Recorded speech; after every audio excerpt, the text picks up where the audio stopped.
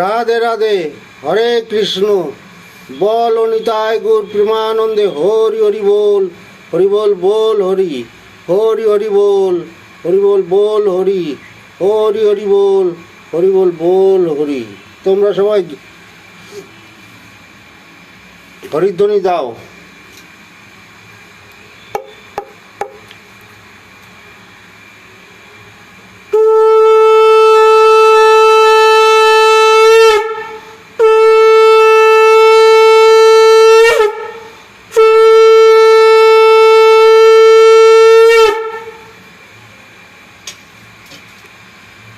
বন্ধুরা, আজকে আমি আপনাদের কাছে উপস্থিত হয়েছি সচ্চিদানন্দময় ভগবান শ্রীকৃষ্ণের অমৃতময় বাণী ভগবদ্ গীতার নবম অধ্যায় পাঠ করবার জন্য।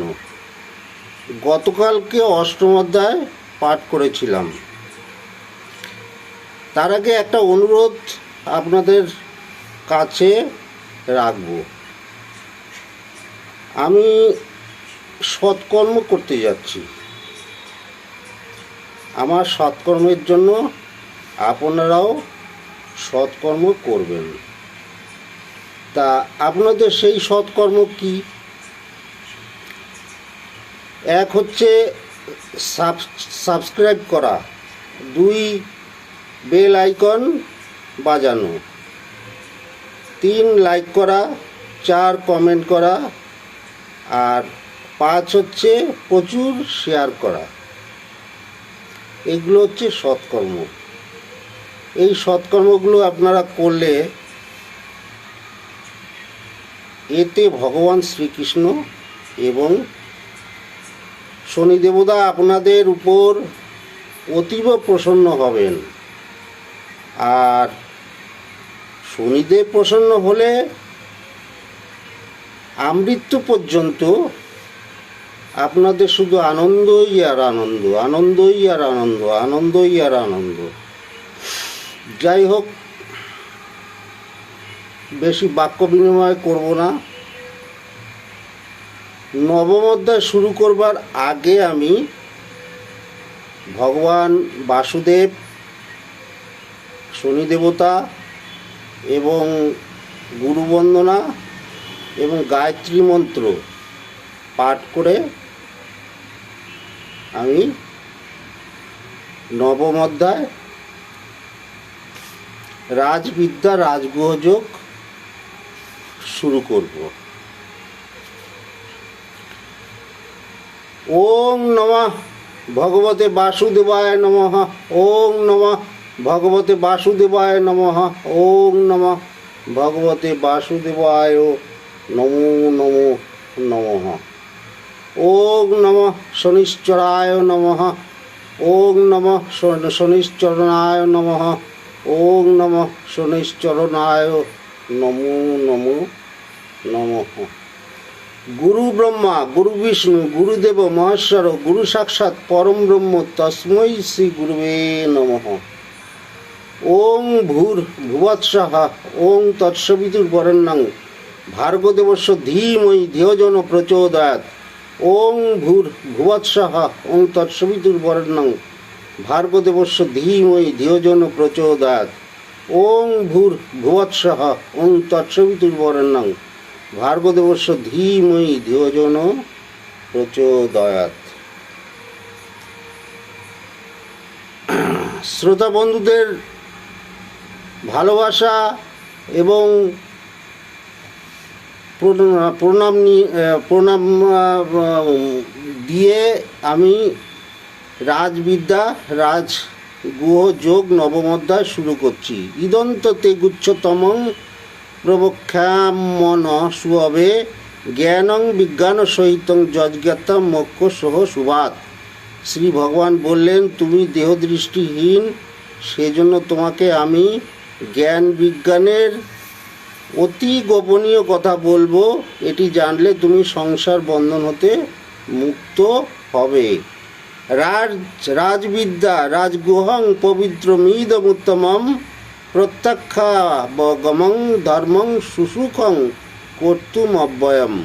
এই বিদ্যা অতি শ্রেষ্ঠ ও গোপনীয়, পবিত্র ও উত্তম, প্রত্যক্ষরূপে ফলপ্রদ এবং সুখসাধ্য।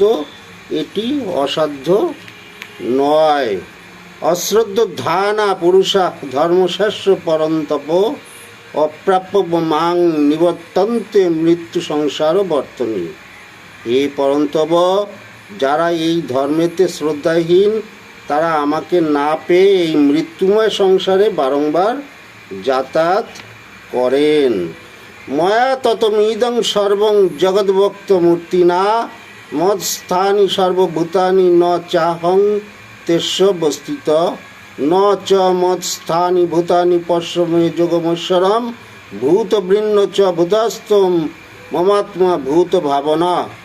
অব্যক্ত মূর্তিরূপে আমি সমস্ত ব্রহ্মাণ্ডে ব্যাপ্ত, সর্বভূত আমাতে অবস্থিত, আমি সে সকলে অবস্থিত নই। আমার ঐশ্বরিক কৌশল দেখো, আমি সকল ভূতের ধারক এবং পালক, কিন্তু আমি ভূতস্থ নই।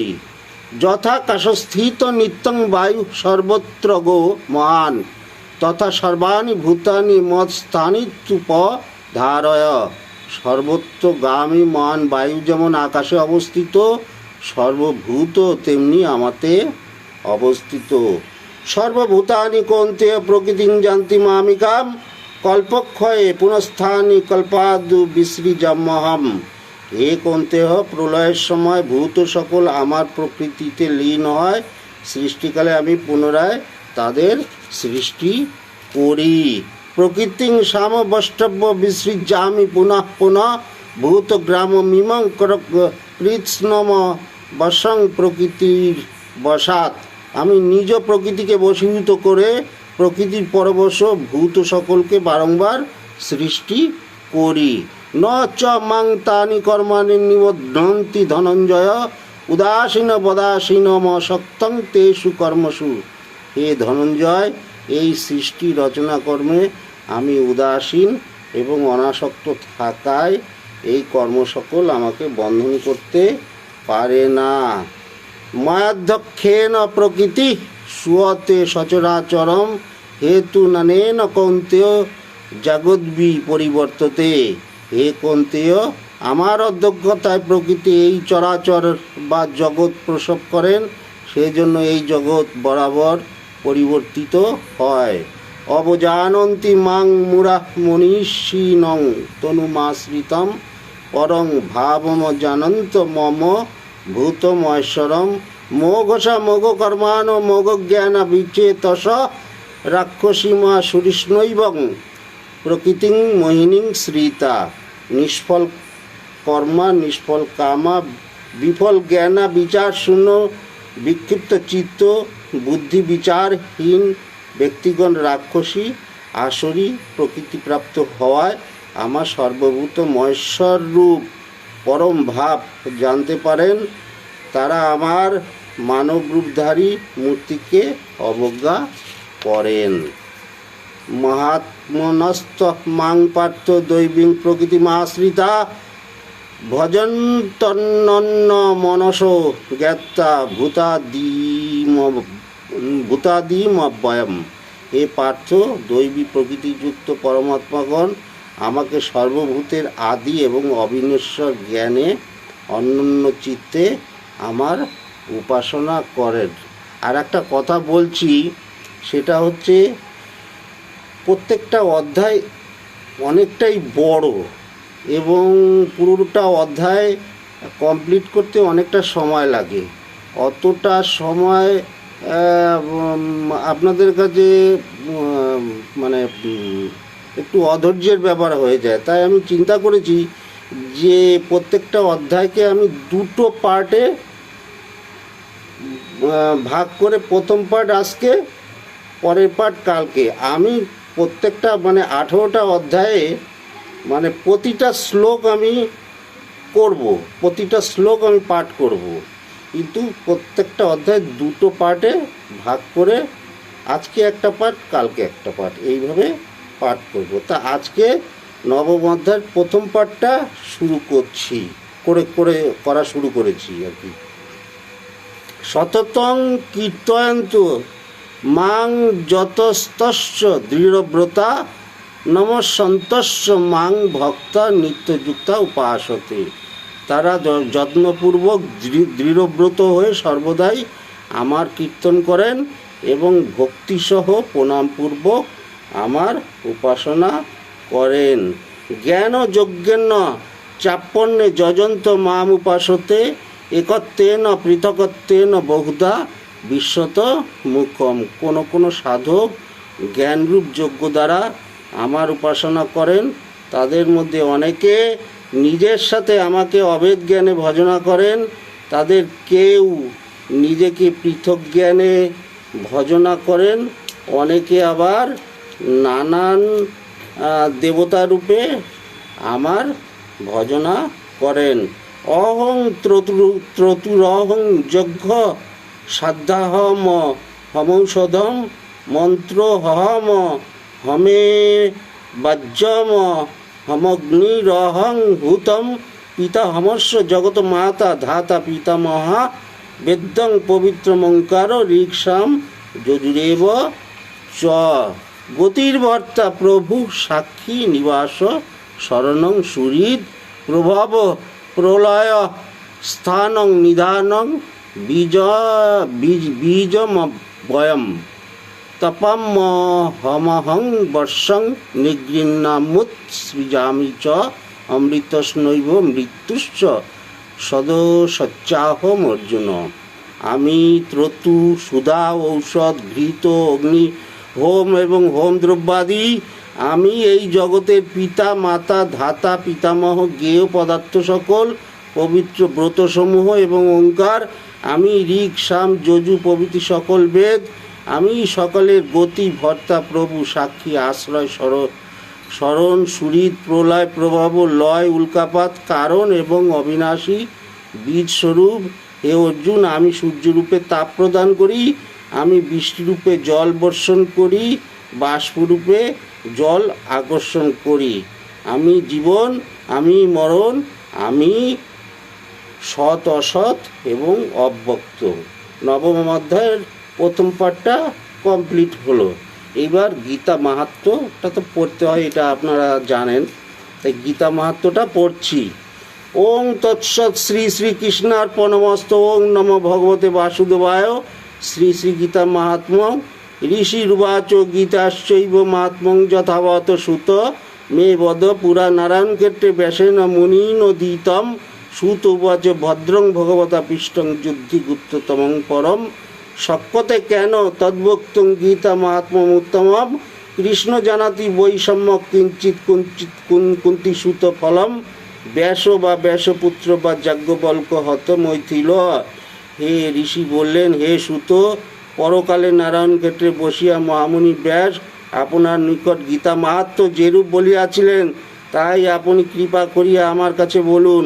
সুত বলিলেন, আপনি যে মঙ্গলময় পরম গুহতম উত্তম বিষয় জিজ্ঞাসা করিলেন তা সেই অত্যুত্তম গীতা মাহাত্ম্য বলিতে কাহার সামর্থ্য আছে।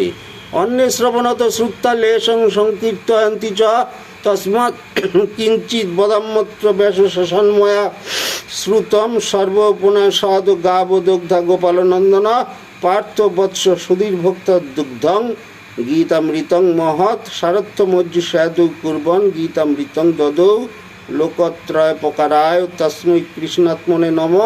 সংসার সাগরং ঘোরং তত্ত্বমিচ্ছতি যো নর গীতা নবং সমাসাদ্য পরং জাতি সুখেন স।